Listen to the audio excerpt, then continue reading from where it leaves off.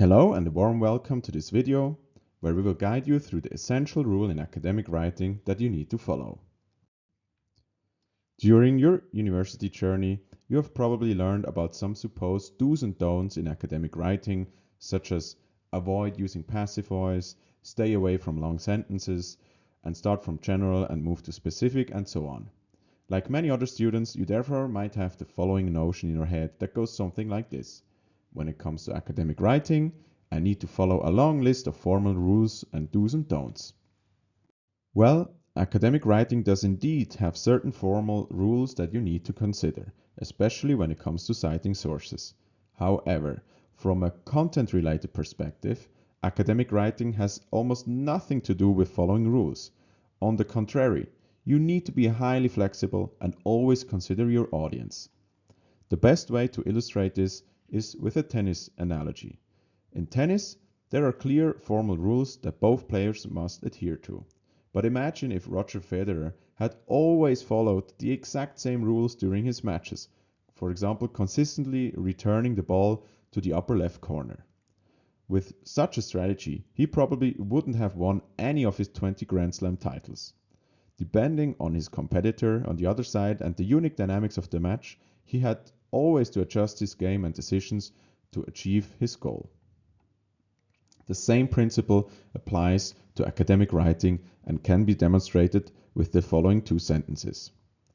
The investment project was approved by the CFO.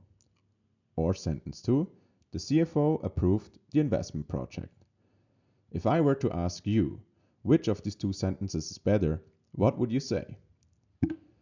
Like many students, or most students, you would probably argue that the second sentence is better because it avoids passive voice and is also shorter.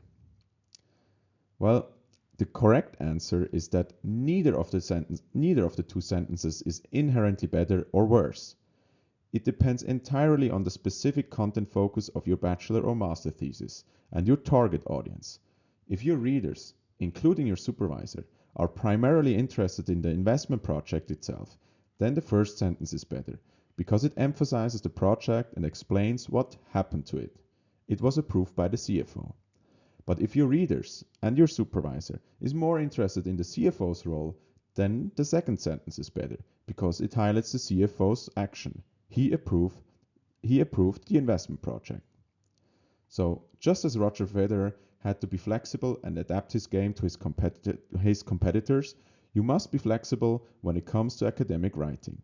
Depending on the topic you choose and the readership you have in front of you, you have to fulfill different requirements and expectations. So, if you should not simply follow a set of rules like use short sentences, never use passive voice, etc., what should you actually do?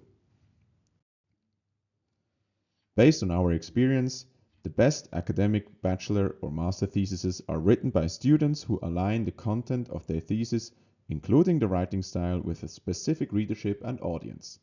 The fundamental rule to keep in mind is that academic writing isn't primarily about adhering to a strict list of do's and don'ts. Instead, it's about adapting your content and writing style to the reader you have in front of you. Let's illustrate this crucial concept with an example. Consider a quantitative bachelor or master thesis involving regression analysis and many statistical tests. In such a thesis, mathematical precision is crucial. Therefore, the content of your thesis should be clear, direct, and rather technical to effectively convey the insights to your readers, who are typically econometric experts expecting a very high level of detail and accuracy.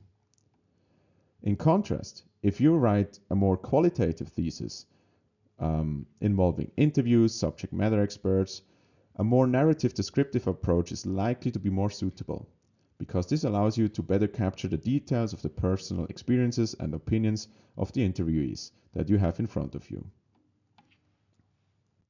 In summary, remember that there are many paths to success in academic writing. Don't fixate on supposed rules that apply universally. Think of it more as serving spicy food to Swiss people. If you use the same level of spiciness as you would for Indian guests, it wouldn't work well. So be flexible and always adjust your content, including your writing style, to your readership.